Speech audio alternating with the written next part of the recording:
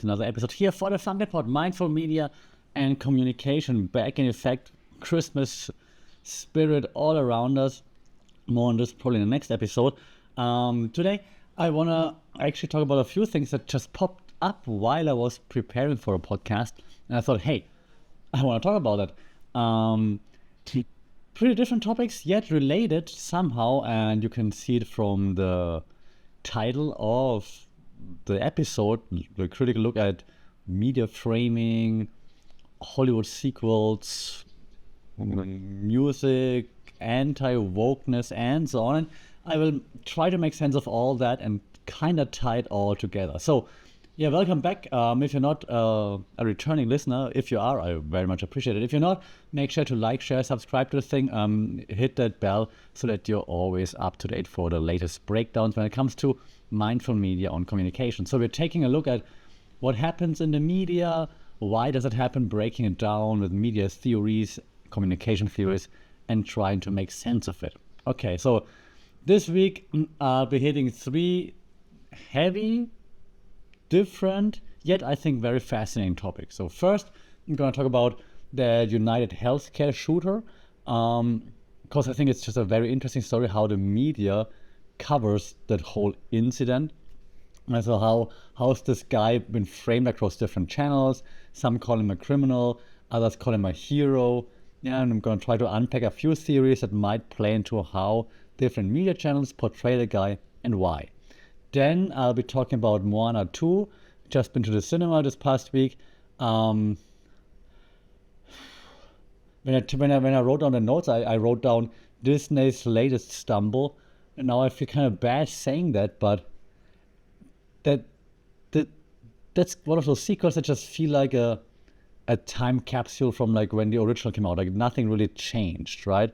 You look at it, it looks like from 8 years ago, but unfortunately, not in a good way. It just has the looks, but not the feels of the movie from 8 years ago. More on this in the Moana 2 segment. And then finally, straight out of Compton, looking at Ice Cube's new album, because I mean, you can already tell from my cool way of dressing that I'm all about hip hop. And so Ice Cube has a new album, and I listened to it, and it's called Man Down.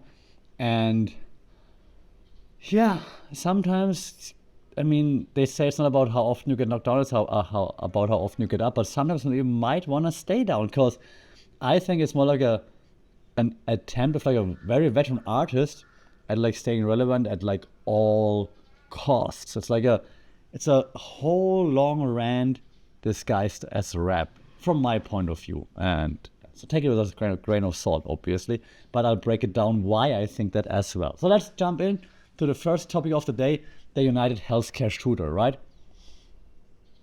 Villain, victim, hero, it's all in the story, right? And so there are a few theories that I want to break down, okay?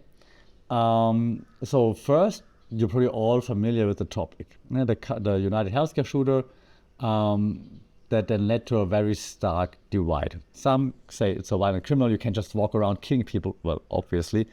Others argue he's a symptom of like systemic failure, because like no one, I mean, how United Healthcare is only paying, I just heard, I'm not sure if it's true, 2% of the claims they're getting, for example. And some corners of social media might even label him a hero for targeting like a corporation that they despise because of what I just said, right?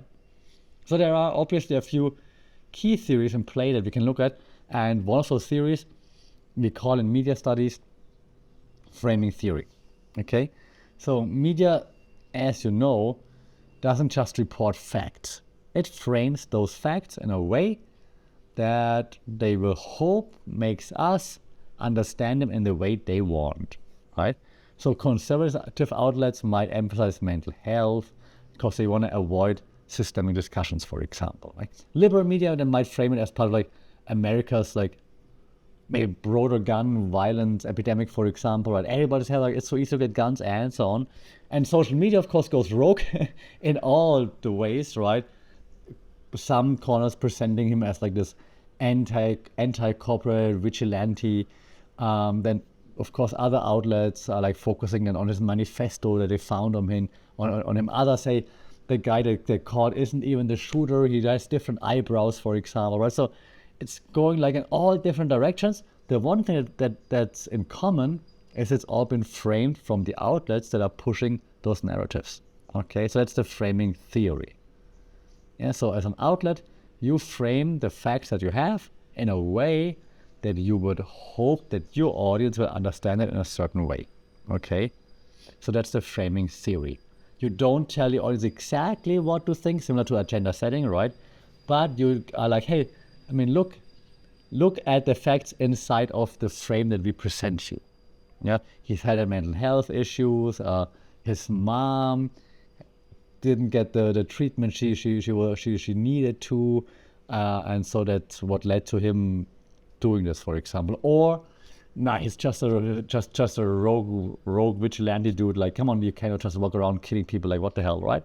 So different ways of framing it, and yeah, one thing they all have in common is they try to make it as extreme as possible, because extremes lead to interaction, lead to engagement, and that's what they all want, right? Engagement. And another theory really like goes hand in hand with like engagement. We call it the moral panic theory. You know, one of my favorite theories, not because of what it does, but because of how important it is to understand. The moral panic theory, coined in the 17th by a researcher called Stanley Cohen. And moral panic describes how the media creates villains, like in the original text it's called folk heroes, or folk devils, sorry, not heroes, folk devils, to stir like societal fear, okay? So why would you want to do that? If the society is in fear of something, it's easy to capitalize on that. So as a media outlet, if you're scared of something, it's very easy for me to capitalize on your fear, right? I just put out more news specials, more newspaper articles, or in our time now, then more articles online, more social media posts about like something that fears you, that scares you, and you will interact with it. You're like, oh my God, again, what happened? And you will read it and you will share it. Because that's why moral panic is a good thing when it comes to media outlets. I'm not saying it's a good thing. It's good for the engagement rate, okay? And that's why they all do it. So that now leads to the United Healthcare shooter. So some might like label him as like a folk devil. Yeah, say, okay, he's that villain, but then that might distract from deeper issues like healthcare inequities, for example, corporate exploitation, and so on. Then others, of course, jumping on like, okay, maybe it's not a folk devil, maybe it's not like him per se being the problem, but what about people just going rogue? There's another panic. Okay, so you can, even if you are like more kind of a conservative outlet, more a liberal outlet, you can use the moral panic theory to your advantage, creating different kinds of, in quotation marks, villains, folk devils, things / people that the audience is afraid of. And if the audience is afraid of it, if they're living in fear, if they're scared of something, they will consume anything that's related to it. And that's what you want as an outlet. And unfortunately, that works very, very, very well. Okay, so we call this, one more time, the moral panic theory. Okay. The third theory I would like to propose that's very much related to all this here is the cultivation theory. The cultivation theory we discussed on this channel many a times. It suggests that heavy media exposure shapes your perception of reality, right? So now, depending on the channels that you follow, viewers might see the shooter like as an isolated lunatic, for example, an inevitable like byproduct of a broken system, or maybe even that hero that we just mentioned. That's like what you see on social media a lot, for example, right? So the cultivation theory suggests the more you consume something in a similar, that talks in a similar manner, maybe even, right? So just as an example, you follow Fox News. Fox News portrays him as like that rogue villain, for example. And the more you consume that, the more you actually believe it and follow it. Similar to if you would be on social media and they say, he's the hero we deserve, we need, or he's the hero we need, not the hero we deserve, and so on. And the more you consume that, the more you probably will believe it. Okay, so that's the cultivation theory. It shapes the perception of reality based on the media that we are consuming. All right? Okay. Then the last theory I want to throw at you in this case is one I think that happens quite a lot. So then the last point that I want to make here in this regard is the heroization of villains. Right? So social media platforms are notorious for reframing villains into like misunderstood anti-heroes. And that happens a lot. And I'm not saying that in this case this guy didn't have a reason or the way he acted, but I mean you can also probably agree that you cannot just walk around killing people, right? But it's not a political podcast, okay? But I just want to point out some media theories that are at play here, and that heroization of villains, turning villains into misunderstood anti-heroes, is something that happens a lot on social media platforms. In this case, frustration with the corporate greed, of course, fuels the narrative, which again, very understandable. Yeah, that then will paint him as a hero. Yeah, this mirrors like phenomena like romanticization of, for example, the Joker character in pop culture, right? Or I mean, those Che Guevara shirts or whatnot, right? So there are always ways in which, especially like in retrospect, but now it happens faster thanks to the internet, of course, villains might be romanticized, heroized, and so on. Okay. So as a bigger picture, to sum up that whole shooter thing, right? In a bigger picture, the shooter is not just the person himself, okay? For the media, right now he's a media construct. He's like molded to fit political and social agendas. That's important to understand. Okay, every time we watch something regarding to the shooter, or we read something, we see something, it's like that media construct that the media outlet wants you to see. So the takeaway here is that media framing doesn't just inform us, it shapes our emotions, biases, and also actions. And that's why we have to be aware of it. So whenever you see something, in this case about the shooter, you have to be aware that the media outlet you're consuming the content on definitely has an agenda, will use framing theory, will use cultivation theory, everything that I just mentioned, to make you kind of follow what they want you to do, want you to understand and interact with their content, okay? So that's something that you should always keep in mind. Okay, but enough of now the United Healthcare shooter. Let's move on to something more positive. I mean, at least it's not death related, okay? Moana 2. Moana, I've been to the cinema for the first time in a while now. Damn, it's expensive. Ridiculous. Also, not many people in the cinema. Crazy how those movie theaters they still keep going. I mean, understandable by those prices, but I mean, maybe make it cheaper so more people go. I don't know. But okay, so Moana, and you heard me in the intro saying that I was not very blown away. So let me explain you why. Maybe you can then convince me of the opposite. Okay, but let me explain why I wasn't blown away by Moana 2. First, and that might be the least important point, but the technology, okay, the way it's been animated.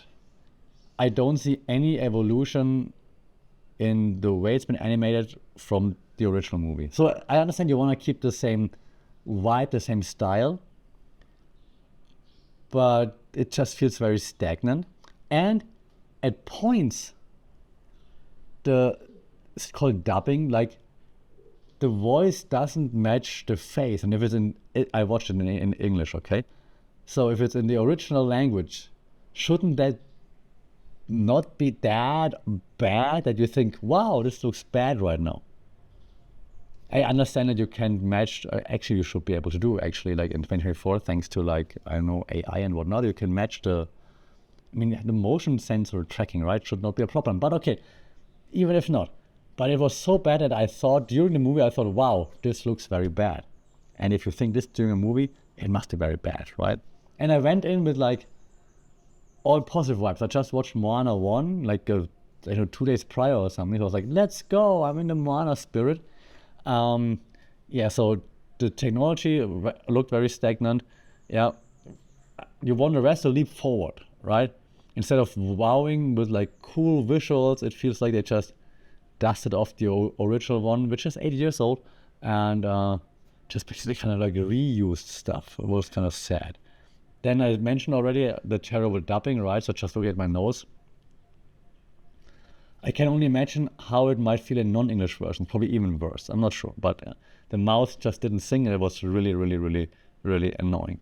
Also, the performances, right? The songs. There was nothing that made you feel like the first movie made you feel. And I'm not saying this because I was 8 years younger in the first movie, because like I said, I just watched the first movie the same week I went to the cinema for Moana 2. And Moana 1 made you like teary-eyed, like, oh my God, it's so inspirational. And Moana 2 had just nothing of that, which is just really disappointing, I think. Also, there's no signature anthem in there. There's no How Far I'll Go, right? I'm not the biggest musical nerd, even though I love musicals, don't get me wrong.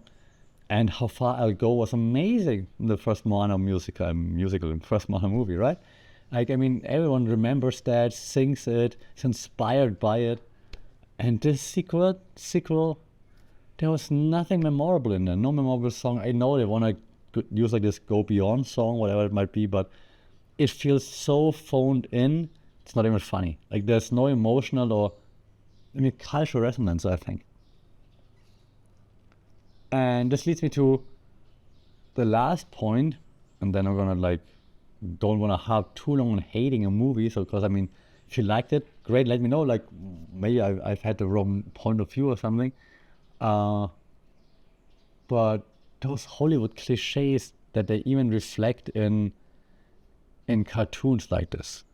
And I think the story, from my point of view, and if you follow the podcast, I'm big on storytelling. Like, I'm very interested in it. I teach those things. So I think it leans into like super tired tropes, which is just really, really, really, really annoying, really sad. And hence, I think, from my point of view again, it sacrifices the authenticity that made the first film that, and I want to say, a cultural touchstone, actually. I think it has been really, really important for lots of people that watched it back then. And this is just not happening right now. Like, the story is not as emotional, as thoughtful. It doesn't take you on that emotional journey of growth. Spoiler, the only thing that Moana kind of like goes through is that there always is a way, and that you have to think outside the box sometimes. That's like the growth moment in her in that movie, which is a little bit disappointing.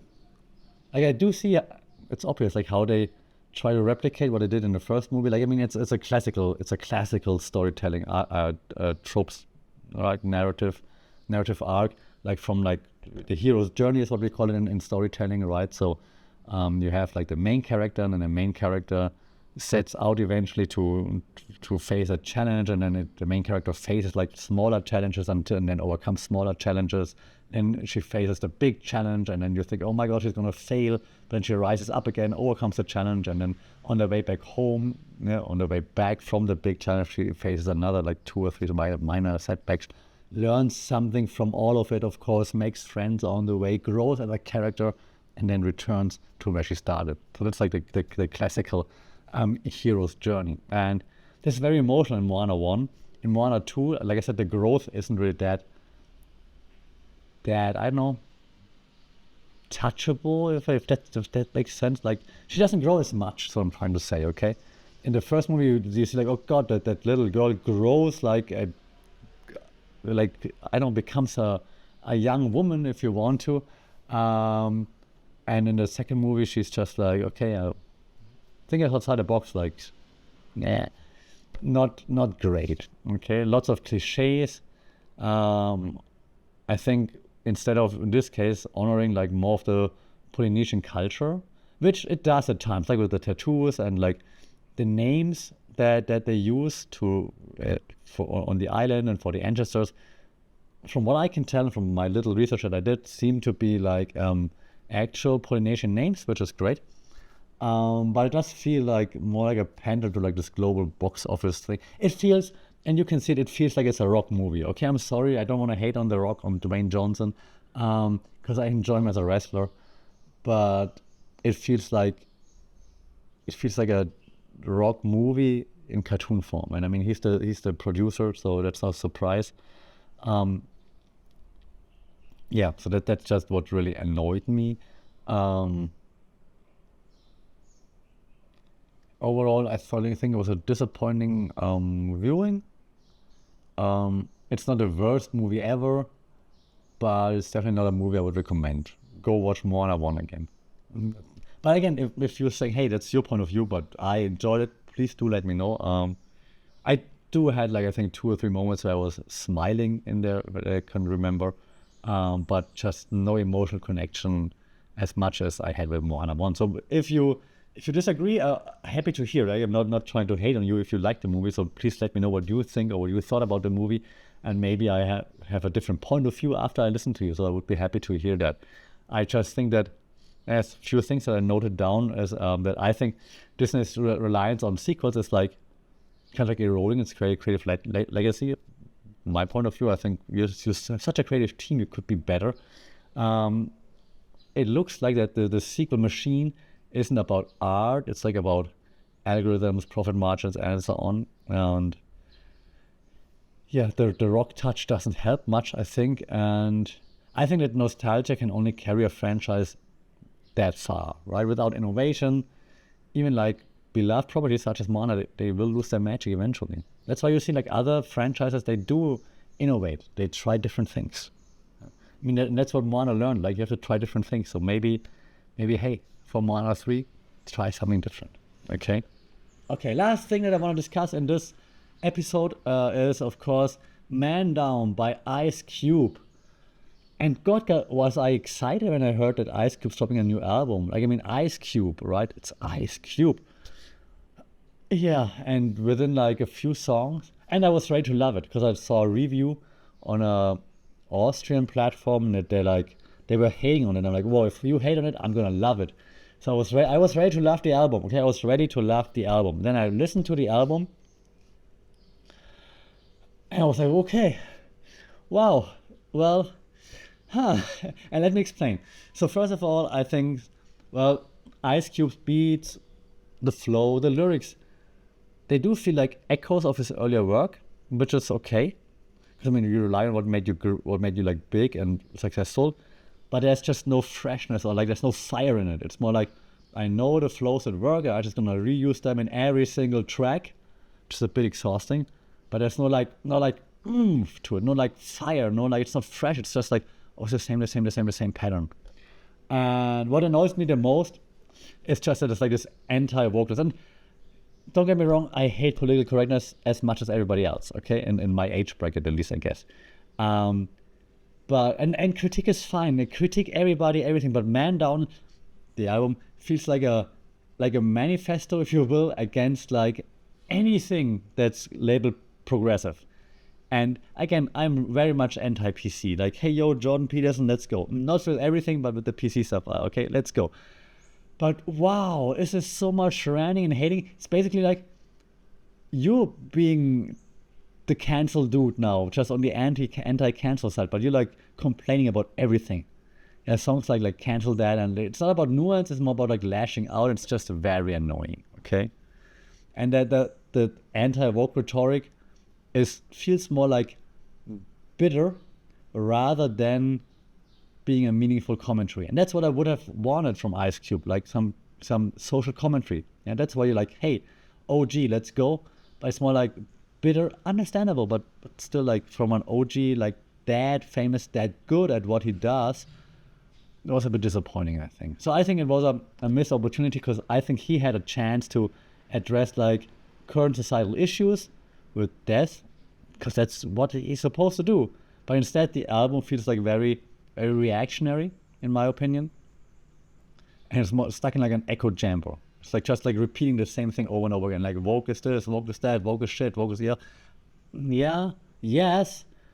But I mean, I know how many tracks, but it's always the same. It's just annoying. There's no fresh viewpoint or anything, and it was a bit disappointing because it's Ice Cube. You have like, sorry, but you have high standards, high expectations for Ice Cube, right? So that was a bit disappointing. And so I thought that like before I wrap things up, I wanted to add like 2 more theories to this because I think that actually fit in well here. So I think one is the two-step flow theory, because the opinion leaders in Ice Cube's demographic, they amplify his anti-woke messages, which then, of course, leads to like further entrenching those divisions that are already there, right?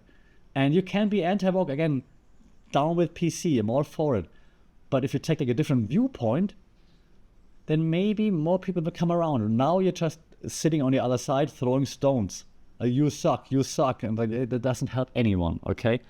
So yes, we know it sucks, but take a different viewpoint, different angle, and maybe you can get other people to also change their point of view, and then you have a discourse. But people completely missed that opportunity here from my point of view.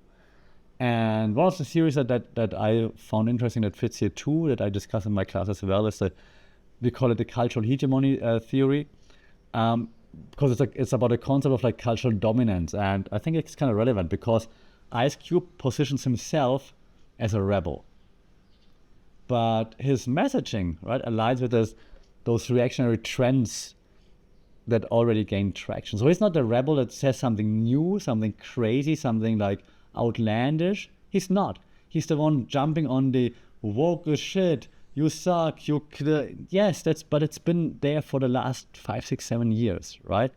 So give us something new. You're Ice Cube, right? You got an attitude. Show it.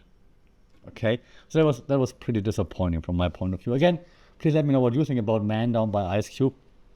I was just really psyched to see that drop. I was like, yeah, cool, let's go, listen.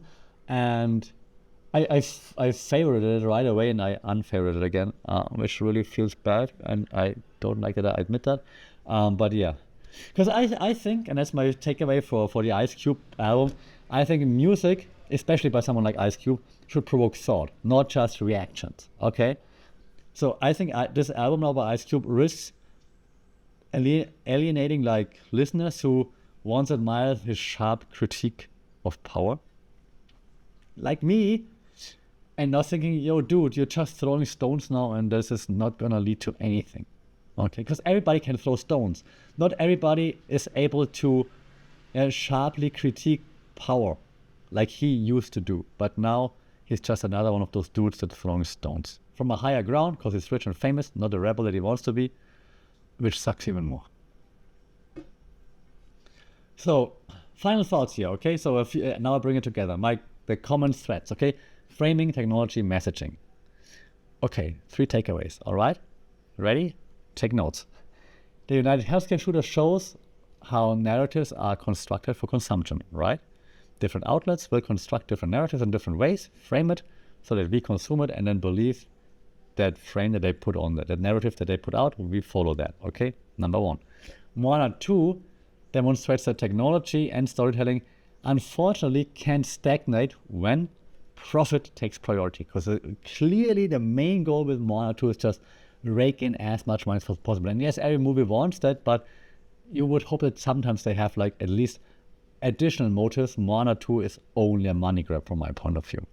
And Ice Cube's Man Down just, to me, highlights how messaging can overpower creativity, because he was all hell-bent on just hating on wokeness, which also, he's 5 years late on that. We've been hating on wokeness for a long time now. So dude, you're late.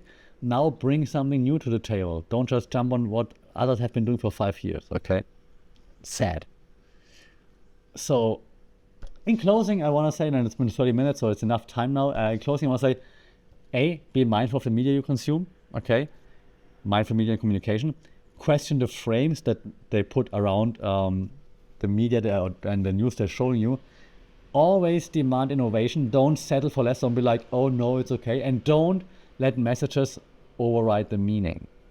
The meaning matters, okay? All right, until next time, do like, share, subscribe. Let me know what you think about this episode. Let me know if you agree with my Man Down and Moana reviews. What do you think about the United Healthcare dude? And yeah, leave a comment, leave a review. That always helps. Until then, stay safe, take care. We'll talk soon. Sarika.